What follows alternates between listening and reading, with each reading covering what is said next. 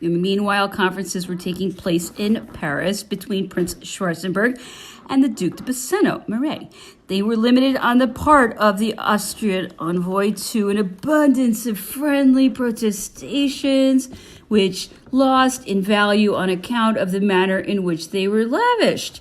In one of these conferences, however, the prince let slip a very significant statement.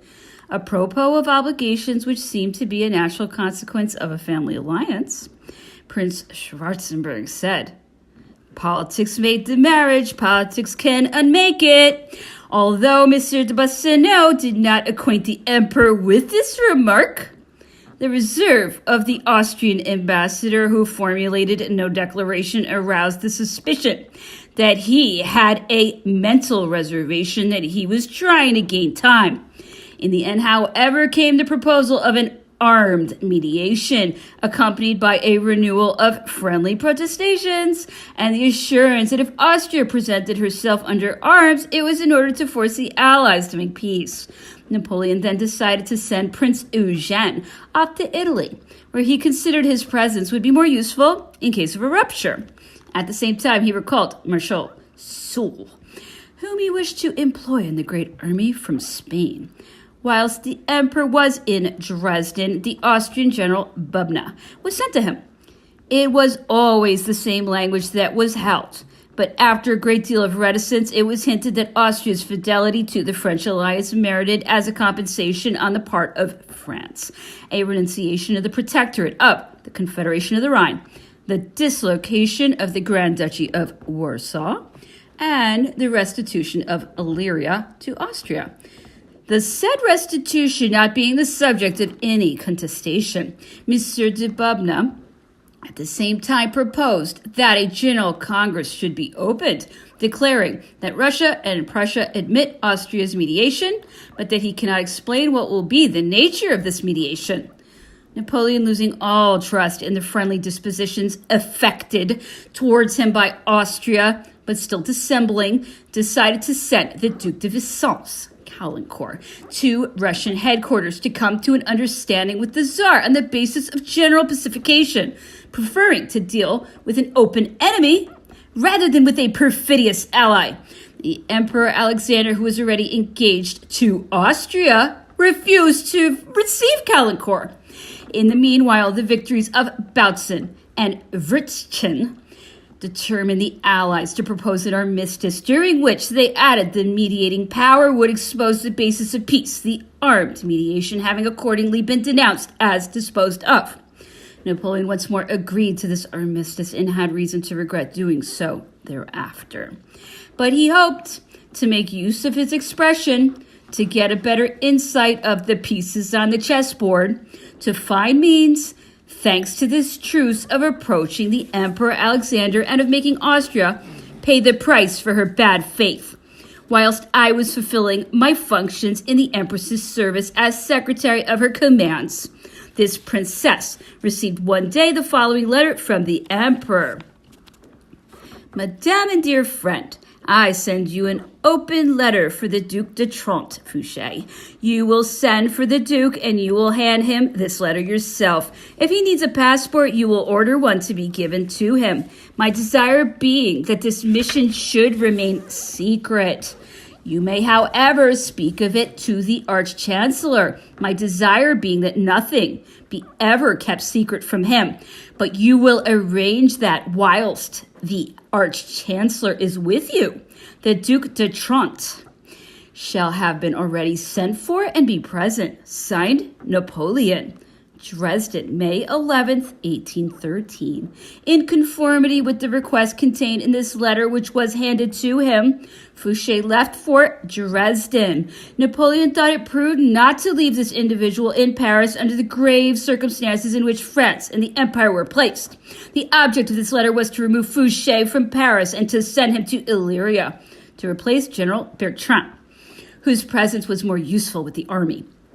By a letter on the same day, the emperor commissioned the empress to send the Duc de Basseneau to Dresden also. But these two letters had been written with very different purposes. Since I have begun quoting letters written from Napoleon to Marie-Louise, I will copy two more. The first of which will show both the empress's ingenuousness and the emperor's extreme delicacy in all matters concerning the proprieties, and to what a pitch he carried his scruples in these matters. Madame and dear friend, I have received a letter in which you inform me that you received the Arch-Chancellor whilst you were in bed. My pleasure is that under no circumstances whatsoever and on no pretext you receive anybody whilst you are in bed, no matter who he may be. That is only permissible after 30 years of age. Signed, Napoleon. At Hanau, June 7th, 1813. Another letter from the Emperor. Madame and dear friend, I receive your letter of May 30th. I think that it is useless for you to go to Notre Dame for the Te Deum for the Battle of Vrtchen. It will be sufficient for you to go to the Tuileries and that the Te Deum be chanted with pomp in the chapel, there at the ordinary hour of the court, and that you hold a grand drawing room in the evening. I am writing this in the supposition that it has not been officially announced that you will go to Notre Dame. For, of course, if the program has appeared, it must not be countermanded, and there would be more inconvenience in not going than in going. Signed, Napoleon. Liegnitz, June 9th, 1813. In another of his letters to Marie-Louise, Napoleon reverts to the same subject. He tells the Empress that she did well to go to the Te Deum, which was chanted for the Battle of Lutzen, but that such ceremonies should not be too frequent, and that it is because they are rare that they are imposing. As a general rule, he adds, it is suitable that the Te Deum should be chanted on the Sunday following. It is a mistake to delay it. I do not see why Pentecost should prevent the singing of a Te Deum when an event has passed by or events happen, and that may give rise to all sorts of inconveniences. Have a grand theatrical performance in a large court at St. Cloud on that day. These letters arrived at the time when the program of the ceremony was published in the Moniteur. The Empress accordingly proceeded with great pomp to Notre Dame to conform with the orders which she had received.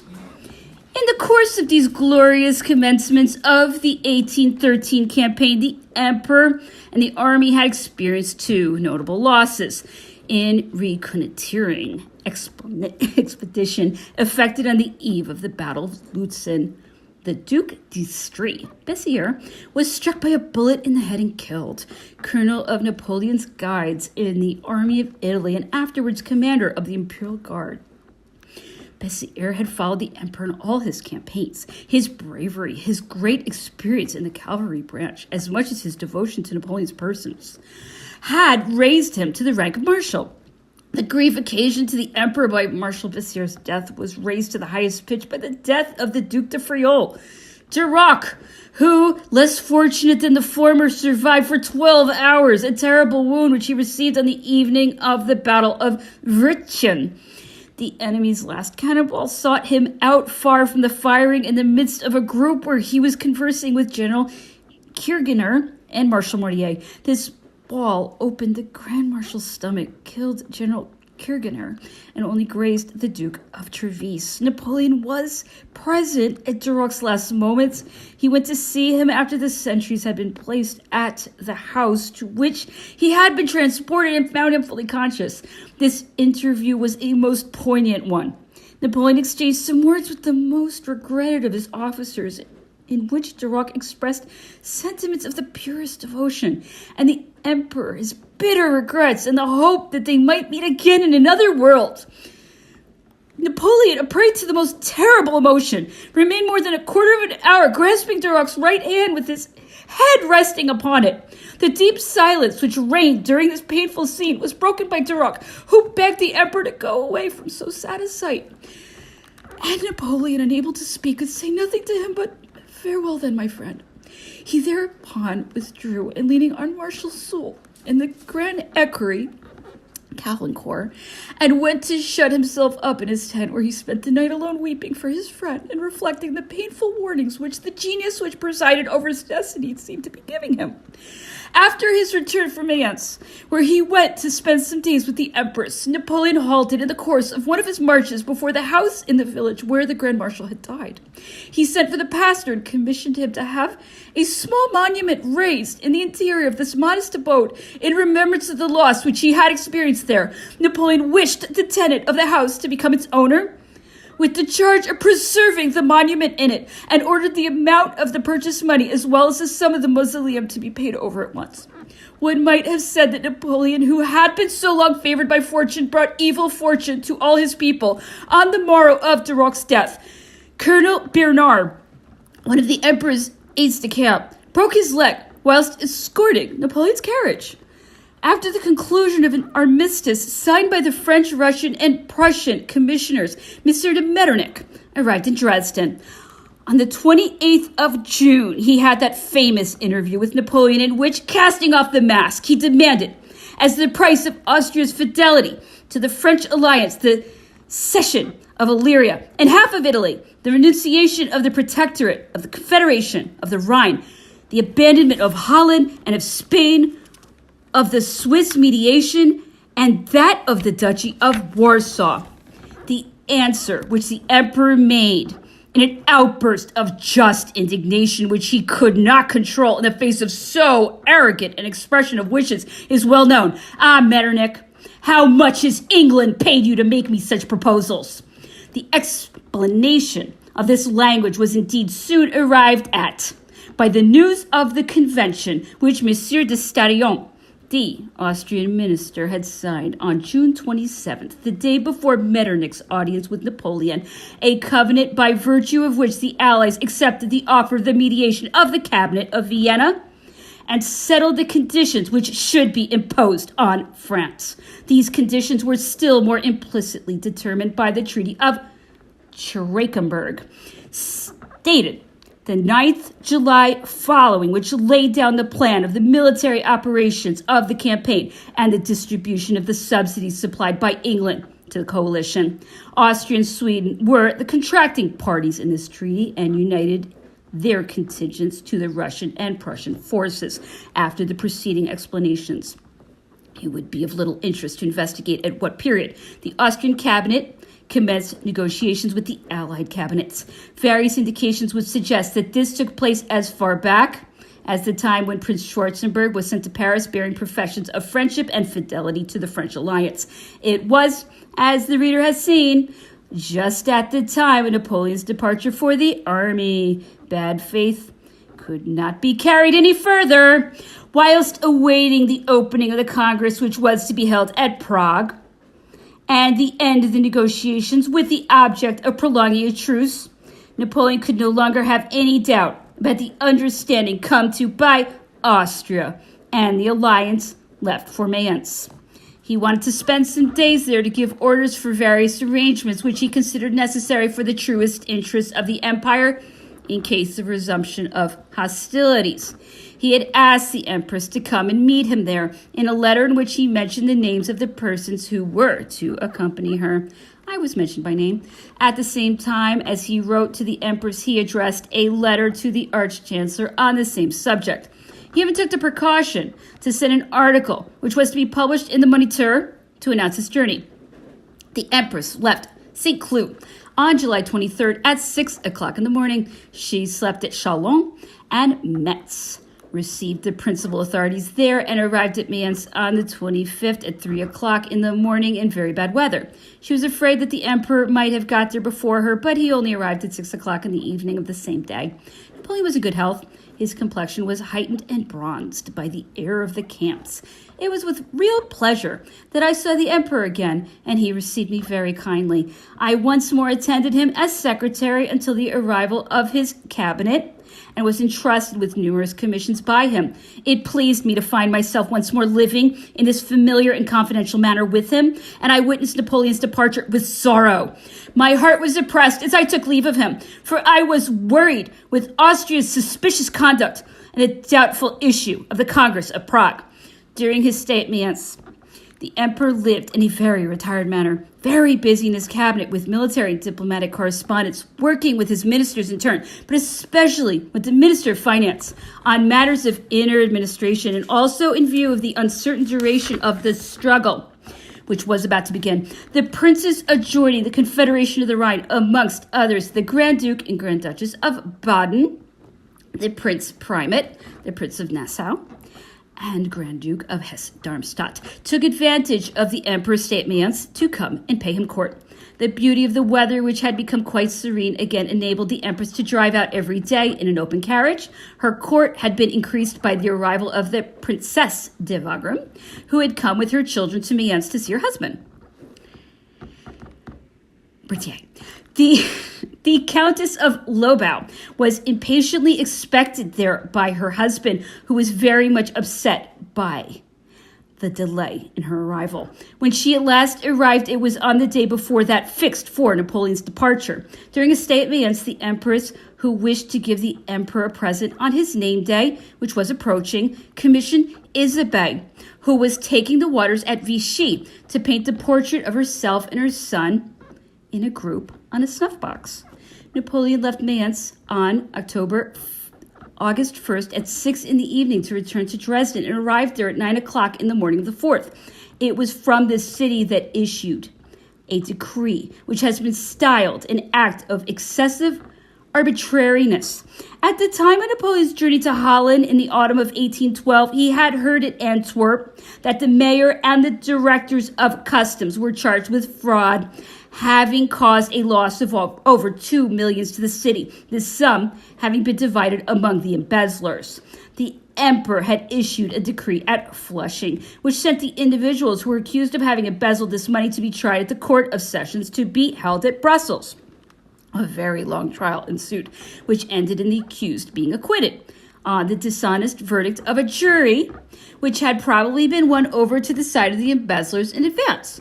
As was to be expected, this verdict produced a great scandal. Napoleon, who had the reports of his inspectors of finance, knew that the receiver of customs directed by the mayor and by the head of the department at the prefecture had double sets of books for registering the receipts from the customs and would not allow such a swindle to remain unpunished, and of his own authority suspended the verdict which acquitted the cheats. At the same time, he commissioned the Court of Cassation to designate another tribunal before which the trial should be commenced. This decision was without any doubt a blow to the independence of the jury, but corruption triumphing. Morality was, on the other hand, outraged, and the conscience of the sovereign, in whose name justice was rendered, was charged with an obviously iniquitous judgment. In this state of things, was the embezzlement of public money to be encouraged with immunity, or was the insufficiency of the law to be remedied by an act of vigor? Napoleon could not be expected to accept the responsibility of a decision which was calculated to injure public morality, and this proves his vigilance for the interests of the citizens, even in the midst of the cares of war. At the same time, the harbor basin of Cherbourg was finished, and the letting in of the sea into this basin was an important event. The emperor pressed his wish to the empress that she should be present at this inauguration in order to add to its solemnity. It was in consequence decided that Marie-Louise should proceed to Cherbourg on her return to Paris. I give below the letter which Napoleon wrote on this subject to the Arch-Chancellor when he had returned to Dresden.